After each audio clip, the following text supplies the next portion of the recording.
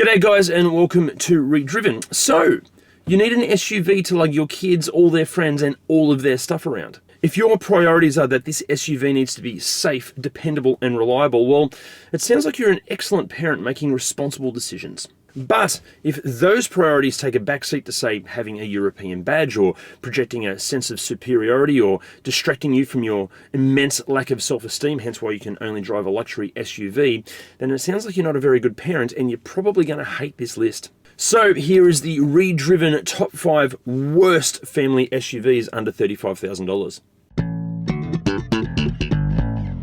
In 5th place, and look, these things actually share their platform with the Bentley Bentayga, the Porsche Cayenne, and even the Lamborghini Urus.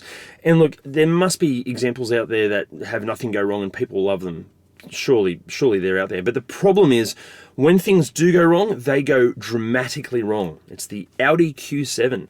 For under 35 grand, you'll be looking at the first gen 2005 to 2015 Q7s.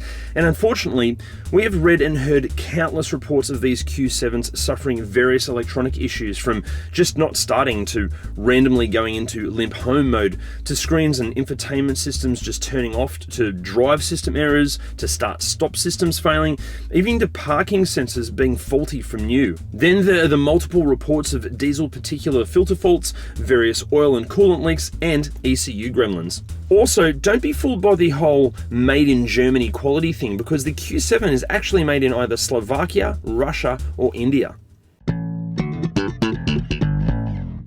In 4th place, it's another luxury German SUV that actually isn't made in Germany. Actually, it's not even made in Europe at all. It's either made in India, Indonesia, Thailand, or the United States. It is the Mercedes-Benz ML350. For 35 grand, you're going to be looking at the 2012 to 2015 ML350s. And according to multiple consumer reports, the ML350 is one of the most complained about and problem-riddled Mercedes-Benzes of all time. Oil leaks, electronic issues, transmission failures, melted engine mounts, stretched timing chains, and reports of these things just randomly giving up and stopping by the side of the road are way too common. Then you have the cost of labour, which is just huge. See, because Mercedes fits all of the engine stuff into this beautifully engineered tight little unit to make it super efficient to manufacture, the problem is getting into that tight little unit to fix all the stuff that goes wrong is incredibly difficult, and it just takes loads of time, and time is money. So repairing these, it generally costs an absolute fortune. In 3rd place, and yep, you guessed it, it's another luxury German SUV that is not from Germany at all. These are from Mexico, Russia, or the United States. It is the BMW X5 and the BMW X6. And obviously you won't be looking at a BMW X6 unless you have the eyesight of Stevie Wonder, because they are as ugly as fuck. For 35 grand, you're going to be looking at the 2nd generation E70 series X5. But which exact variant and configuration of X5 should you avoid? Well, all of them.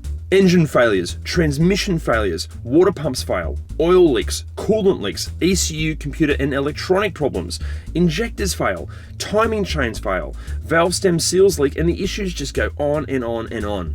Plus the parts will cost a fortune, and like our 4th place go to the Mercedes, labour costs are going to be horrific. Oh, did I mention that the X6 is ugly as fuck? In 2nd place, and my god, haven't these things turned into utter crap, it's the 1st generation Range Rover Sport. Yet another SUV wearing a luxury badge, doing its best to con you into thinking it's worthy of some inflated sense of superiority, when in reality, it regularly finishes at the bottom of customer satisfaction surveys. The Range Rover Sport's issues are just immense. Major suspension issues, engine failures, the electrics are terrible, air conditioning fails, gearbox, drivetrain and diffs all have major problems or just completely fail. Then there are the copious leaks from the engine, interior trim failures, and sunroofs and tailgates that leak. These are known common issues. Look guys, in general, these things are just shit. The parts are going to cost you a fortune, and we know of many circumstances where broken Range Rover Sports have taken weeks, if not months, to not only diagnose but fix problems, and those labour costs are going to add up and they're going to send you broke. And not only that, when we were researching this list, it was hard to choose which Land Rover or Range Rover product to include, as they all have horrendous reputations for reliability, no matter which model or generation. Before we get to first place, can you please do us a favor and hit those like, subscribe, and bell icon buttons? And hey, why not go and follow us on all the socials as well? In first place, and if you've done any research on the net about these things, it'll feel like the words unreliable and Jeep Grand Cherokee go together like wealthy and Bill Gates. It's the Jeep Grand Cherokee, unfortunately. For under 35 grand, the ones to avoid are the 2011, 2014, and 2015 Grand Cherokees. Oh, and the 2012, the 2013, and the 2016. Actually, look, they're all just bloody horrible. What goes wrong? Well, what doesn't go wrong? Engines blow up, transmissions fail, there seems to be endless electronic and ECU issues, interior trim falls apart, exterior trim falls apart. These things are so incredibly shit, there was actually a class action lawsuit filed against Jeep regarding the Grand Cherokee. Then you have Jeep's truly horrendous reputation for after-sales service. Look, just trust us, do not buy a Jeep Grand Cherokee. Or any of these 5 for that matter. To know what you should buy, go and check the link up here. But guys, thank you so much for watching. What did you think of the list? Let us know in the comments section below. And remember, hit those like, subscribe, and bell icon buttons, and go and follow us on all the socials. See you next time.